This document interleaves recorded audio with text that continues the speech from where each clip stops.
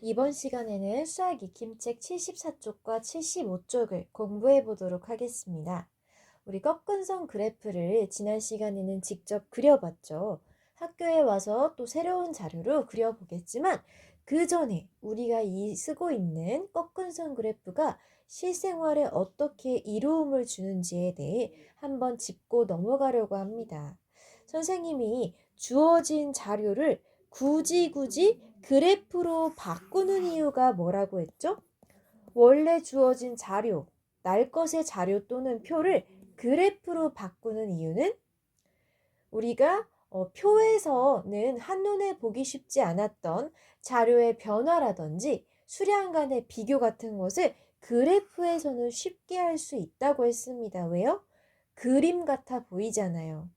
숫자를 잘 못 읽어도 또 영어나 한글 등등 사용된 언어를 몰라도 모양을 보고 대충 이게 늘어나는구나, 줄어드는구나, 또는 막 변하는구나, 거의 변하지 않는구나 라는 것을 직관적으로 알 수 있다라고 했죠. 자, 그러면 특히 이 꺾은 선 그래프를 자주 쓸 때는 어디일지도 이야기해 보겠습니다. 막대 그래프는 막대 모양의 그림으로 나타내서 이 막대의 길이를 통해 수량을 비교하는 그래프였고, 꺾은 선 그래프는 변화를 잘 나타낸다고 했죠. 점점 늘어나는지 줄어드는지 왔다 갔다 하는지, 또 어느 간격에서 가장 크게 변하는지 기울기를 통해서 그 변화하는 정도도 또 비교할 수 있었죠. 꺾은 선 그래프는 변화 정도를 파악하는 데 가장 유리하다고 이야기했습니다. 변화 정도를 보고 이 다음에는 또 어떤 변화가 나타날지에 대해서도 대략적으로 기대를 해볼 수도 있어요. 자, 예를 들어 왼쪽과 같은 그래프는 오른쪽 위로 향하고 있는 그래프라서 이 다음번에도 더 올라갈 거라고 한번 짐작을 해볼 수도 있고, 오른쪽 그래프는 갈수록 내려가고 있어서 이 다음 칸에서도 내려가지 않을까라고 짐작을 해볼 수도 있겠습니다. 물론 자료의 제목이나 그 종류에 따라서 또 우리가 짐작할 때 고려를 해봐야겠죠. 자, 이 꺾은 선 그래프가 사실 많이 사용되는 것 중에 하나가 기온과 관련된, 날씨와 관련된 것도 있고, 또 스포츠 종목에서도 한 선수의 어떤 그 점수, 변화를 나타낼 때도 쓰이곤 하고요. 또 하나는 식물 기를 때 이 식물의 성장 과정을 나타낼 때 뭐 줄기의 길이라든지 잎의 개수 같은 것을 이 변화를 나타낼 때도 쓰이기도 합니다. 자, 우리가 어떻게 사용되는지에 대한 예를 또 교과서를 통해 알아볼 텐데요. 익힘책 74쪽에 보시면 여기 1번에서 3번까지는 같은 그래프를 보고 문제를 풀어야 돼요. 어떤 그래프인지 한번 봅시다.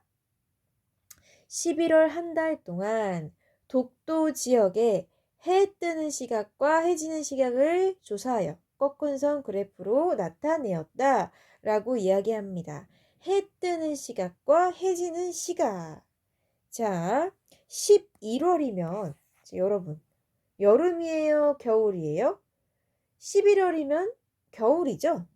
겨울에는 겨울이 깊어갈수록 낮이 짧아지고 밤이 길어진다라는 것을 이미 우리가 알고 있습니다. 그쵸? 그럼 상식적으로 해가 늦게 뜨고 해가 일찍 진다라는 것을 알기 때문에 자료를 해석할 때, 그래프를 해석할 때 좀 도움이 되겠네요. 자, 그리고 우리가 또 이 그래프의 요소에 대해 파악을 할 때 중요한 것들이 있었죠. 일단 제일 처음 가로와 세로가 무엇인지를 알아야 했고, 또 눈금 한 칸의 크기, 또 물결선 같은 것을 보기로 했습니다. 일단 날짜, 가로축은 날짜를 나타내는데 일단 11월인데 7일, 14일, 21일, 28일 일주일 간격으로 조사했다는 것을 알 수 있고, 오른쪽도 같은 날에 측정을 했네요. 그쵸? 가로축에는 일단 날짜가 써 있다는 걸 알고 있고, 자, 세로축에는 시각. 해 지는 시각, 해 뜨는 시각. 시각을 나타낸다라는 거를 알 수 있습니다. 자, 그러면 이 시각이 위로 갈수록 해 뜨는 시각은 늦어지고 있고요. 그쵸? 오른쪽 그래프도 위로 갈수록 숫자가 커집니다. 늦은 시간인 겁니다. 아래로 갈수록 이른 시간인 거고요. 요거는 파악을 하셔야 되고, 눈금 한 칸의 크기를 보니까 얼마죠? 자, 여기 굵은 파란 줄이 기준이라고 했어요. 자, 5칸 가는데 5분이 변화되었으니까 한 칸이 1분이라는 것도 우리가 파악을 하면 되겠네요. 그쵸?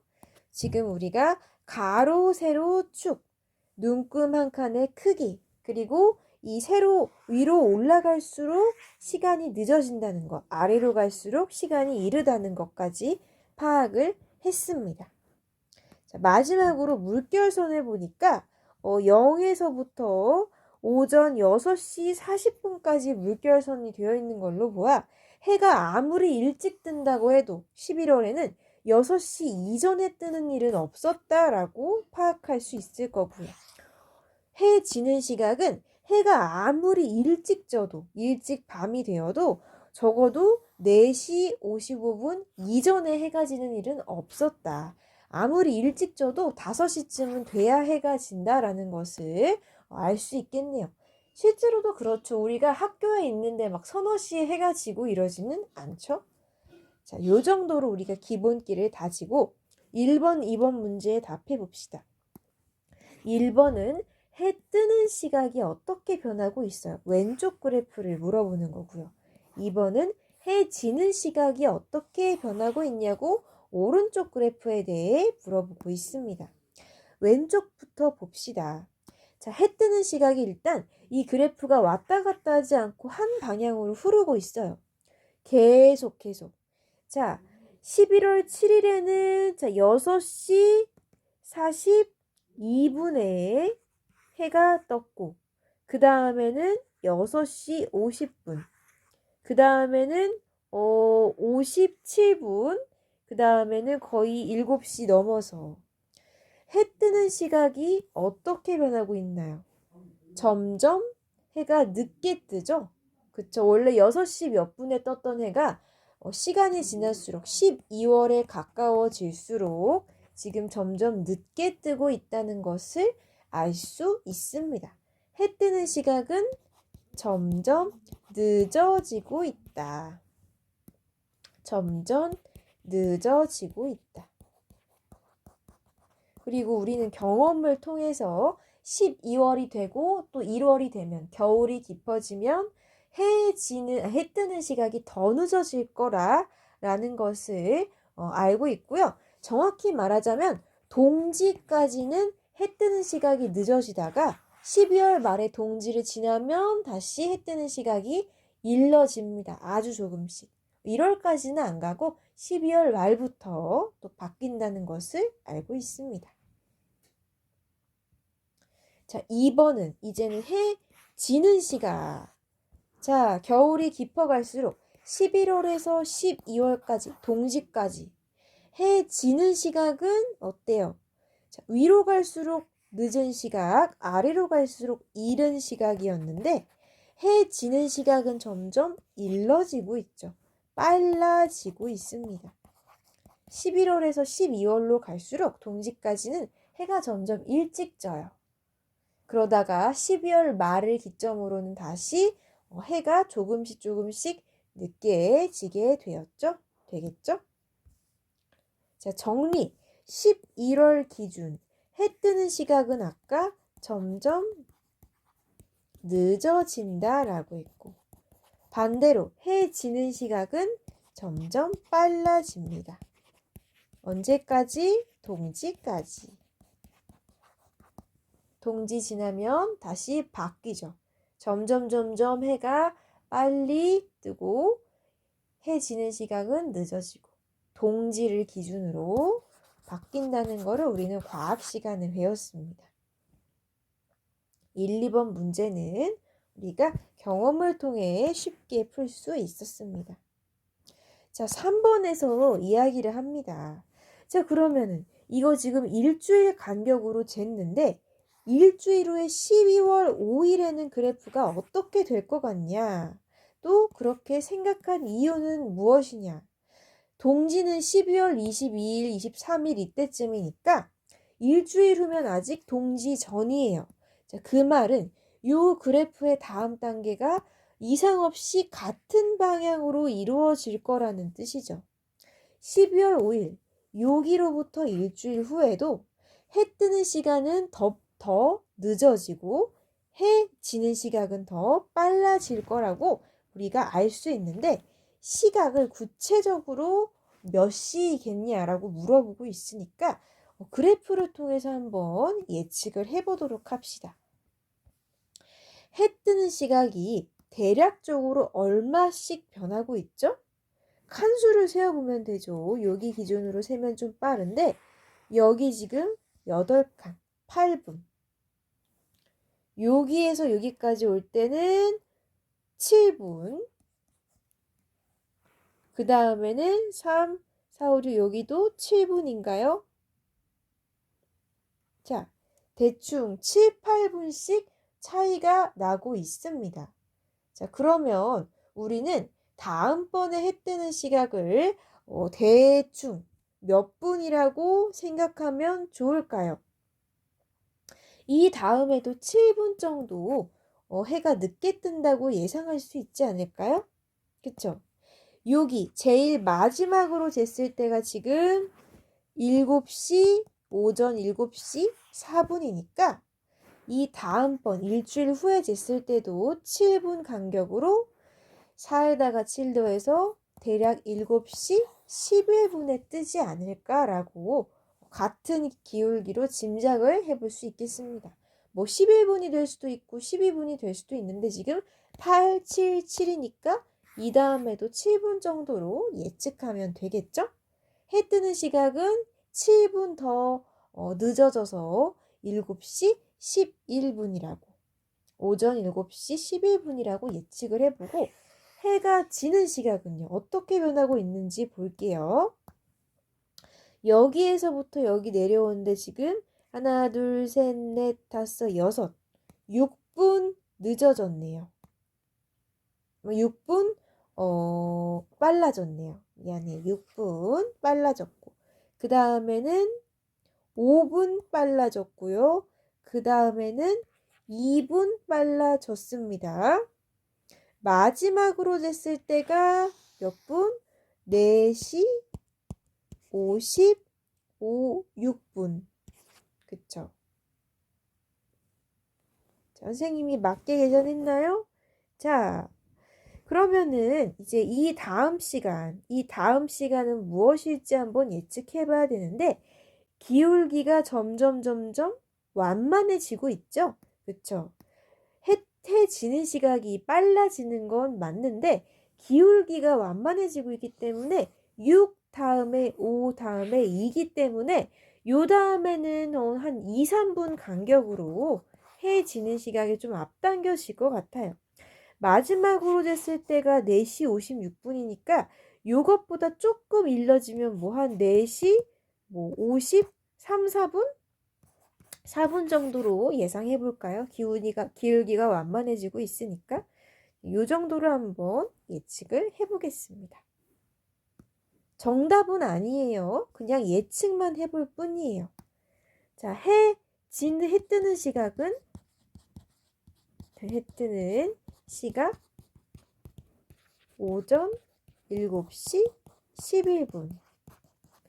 해 지는 시각은 조금 빨라져서 오후 4시 54분.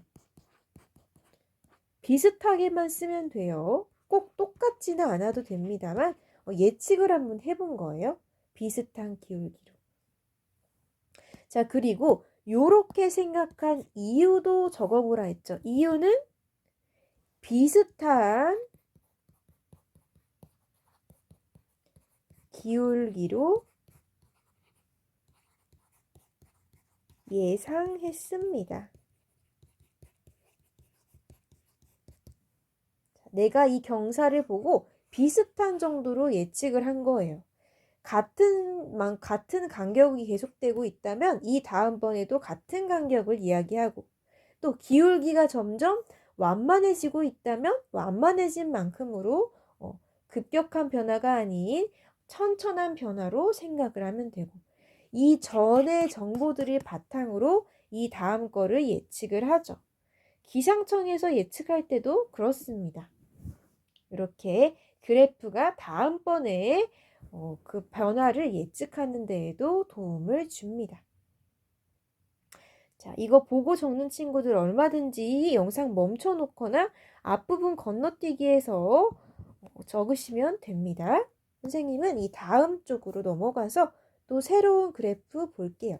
자, 참고로 깜짝 문제는 선생님이 풀어주지 않을 거예요. 여러분이 이미 알고 있는 거기 때문에 여러분이 개인적으로 풀어보시고요. 자, 75쪽에 그래프 보고 문제를 풀 건데, 자, 문제들은 어떤 문제인지 한번 볼게요. 처음에 천천히 자라다가 시간이 지나면서 빨리 자라는 식물은 무엇인가요? 처음에는 빠르게 자라다가 시간이 지나면서 천천히 자라는 식물은 무엇인가요? 자, 4, 5번 문제를 풀기 위해서는 우리가 그래프의 기본 요소보다는 뭐에 집중하면 좋겠어요? 변화 정도, 즉 뭘 말하는 거예요? 기울기가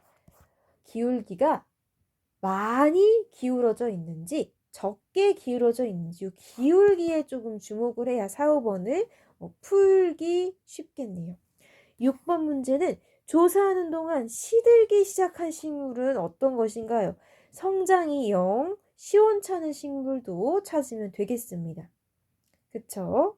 성장이 시원찮거나 아니면 갑자기 줄어들거나 역변을 하는 것을 우리가 찾아보면 되겠네요. 대체 무슨 그래프길래 이런 질문이 나오는가 하니, 식물의 키의 변화. 식물의 키를 쟀는데 이제 식물이 점점 크고 있는지 줄어드는지에 따라서 이 식물이 자라나는 애인지 죽어가는 애인지를 파악할 수 있고, 키가 많이 자라고 있는 때랑 적게 자라고 있는 때를 또 파악할 수 있겠네요. 우리 그래프의 요소를 대략적으로 보면 가로축에는 날짜, 시간의 흐름, 세로축에는 키, 센티미터를 나타내고 있고, 단위랑 가로, 세로축 모두 동일한 거 알 수 있고요. 지금 보니까 5일, 10일, 15일, 20일 5일에 한 번씩 재고 있다라는 것도 알 수 있고. 자, 이번엔 선생님이 질문하겠습니다. 눈금 한 칸의 크기는 몇 센티미터인가요? 어떻게 알 수 있어요? 세로축의 6, 굵은 선을 기준으로 되어 있는 지표를 보아하니 0에서부터 5까지 5만큼 5칸을 왔는데 5다? 이 말은 한 칸이 그냥 1이다. 눈금 한 칸이 1cm다. 라고 받아들이면 되겠죠? 식물이 괴물 같은 식물이 아닌 이상 뭐 한 번에 5일 만에 몇 미터씩 자라고 이러진 않습니다. 그쵸? 다만 무슨 식물인지는 알 수 없고 가나 다의 성장에 조금 차이가 있다라는 것은 알 수 있죠. 왜냐하면 어떤 식물은 뭐 추운 환경에서 잘 자라는데 더운 데 있다거나, 더운 환경에서 자라야 되는데 추운 데 있다거나, 또는 어떤 식물은 산지 조금 오래됐고 죽어가는 애고, 어떤 식물은 이제 막 씨를 뿌려서 성장하는 애일 수도 있고, 자세한 내막은 우리가 알 수 없어요. 자, 그럼 가나다를 보고 한번 얘기를 해봅시다. 먼저 가를 보시면요. 자, 얘는 5일에 쟀을 때보다 10일에 쟀을 때 키가 자라기는 했습니다. 자, 근데 15일에는 키가 똑같았고 20일이 되니까 지금 무슨 일이 벌어졌어요? 키가 오히려 줄어들고 있어요. 이 말은 무슨 말이에요? 뭔가 여기 안 좋은 일이 생겼겠죠. 그쵸? 얘가 지금 날씨가 추워져서 이렇게 됐는지, 계절의 변화에 따라, 아니면 병에 걸렸다든지, 해충을 입었다든지 피해를. 뭔가 문제가 생겼으니까 키가 줄었겠죠. 아까 6번 문제에서 시든다는 그런 얘기 나왔는데 그 시들었다는 얘가 아닐까 한번 짐작을 해봅니다. 뭔가 15일에서 20일 사이에 안 좋은 일이 생겼어. 자, 얘를 다시 영양제 주고 살릴 수도 있겠지만 환경이 바뀌지 않으면 이대로 키가 줄어들면서 죽을 수도 있겠다라는 생각이 들고요. 자, 나는 오모. 시간이 지나면서 갑자기 15일에서 20일 될 때 폭풍 성장을 했습니다. 갑자기 확 커버렸죠? 뭔가 영양분이 잘 전달이 잘 됐는지 갑자기 급격한 성장인 걸 어떻게 알아요? 기울기가 갑자기 커졌어요. 그쵸? 원래 완만한 경사를 보였다가 갑자기 확 기울어진 걸 보고 기울기가 확 기울어졌는데 좋은 방향으로 기울어진 걸 보고 뭔가 좋은 일이 생겼나 보다. 갑자기 빨리 자라네. 라는 것을 알 수 있고요. 자, 반면 다는 자, 얘도 지금 계속 성장을 하고 있기는 합니다만 얘는 오히려 초반부에 폭풍 성장을 했다가 이제 다시 천천히 자라고 있네요. 아무렴 어때요? 시들지만 않으면 땡큐죠. 그쵸? 여기까지 우리가 그래프를 보고 내용을 파악해 봤습니다. 자, 이렇게 우리가 이렇게 내용을 보고 해석을 하는 과정을 거쳐 봤는데요.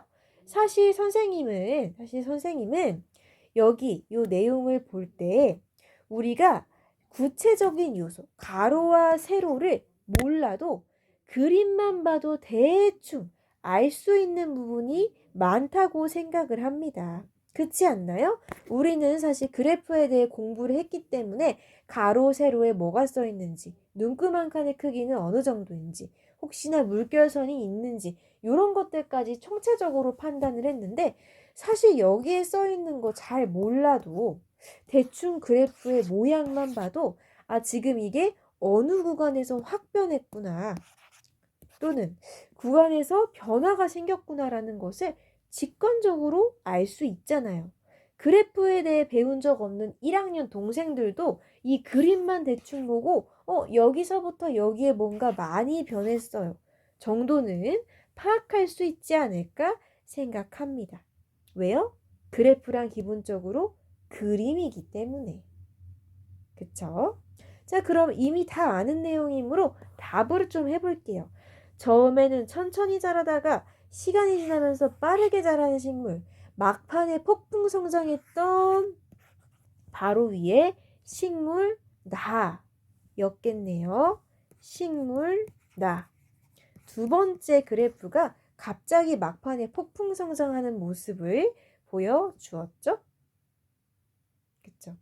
반대로 5번 보세요. 처음에는 폭풍 성장을 하다가 나중에는 천천히 자라는 식물은 누구였나요?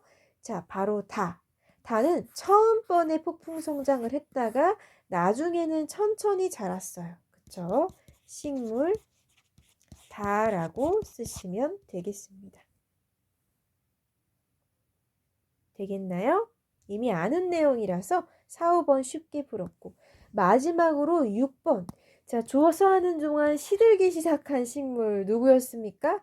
안타깝게도 식물가가 시들었다는 것을 알 수 있었는데요. 선이 올라가지 않다가 갑자기 정체 구간을 갔다가 다시 내려갔어요. 그쵸? 이거는 키를 나타낸 그래프인데 내려갔다는 건 키가 줄었다는 의미이기 때문에 뭔가 식물에게 안 좋은 일이 생겼구나라는 것을 우리가 알 수 있습니다.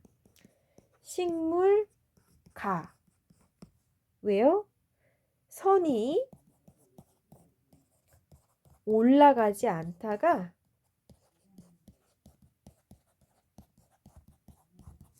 내려가기 때문입니다. 뭔가 변화가 생겼어요. 안 좋은 쪽으로. 자, 그러면 예를 들어 이 식물을 키우는 사람이 이 그래프를 본다면 어떤 것을 알 수 있겠어요? 어머, 식물가 이렇게 놔두다가는 시들겠네. 얼른 영양제를 주든 뭔가 환경을 바꿔주든 해야겠어 라고 확인할 수 있겠죠? 그래프가 요렇게도 쓰이는군요. 그쵸? 식물을 기를 때 식물의 성장을 관찰하고 연구하는데도 쓰인다라는 것을 이 두 번째 그래프들을 통해 알 수 있습니다. 자, 우리는 그래프의 내용을 해석하는 것, 그리고 실생활의 그래프가 사용되는 예시에 대해서 공부를 이렇게 해봤네요. 어떤가요? 재밌지 않나요? 이 통계 자료에 관심을 갖고 이 부분을 열심히 공부하는 사람들이 있습니다. 대학교의 통계학과에서 그런 일들을 많이 합니다. 연구원들이 이런 통계 자료를 잔뜩 분석한 덕분에 우리 생활에 여러 면에서 이롭게 쓰이고 있습니다. 이번 시간에는 익힘책 74쪽과 75쪽을 공부해 봤습니다. 어떤가요? 그래도 선생님이랑 같이 공부하니까 공부할 만하지 않나요? 그래프 단원에서도 또 우리가 얻어갈 게 참 많은 것 같아요. 다음 시간 공부도 여러분이 즐거운 마음으로 잘 참여해 주길 바라면서 영상은 여기까지 마치도록 하겠습니다. 고생 많았습니다.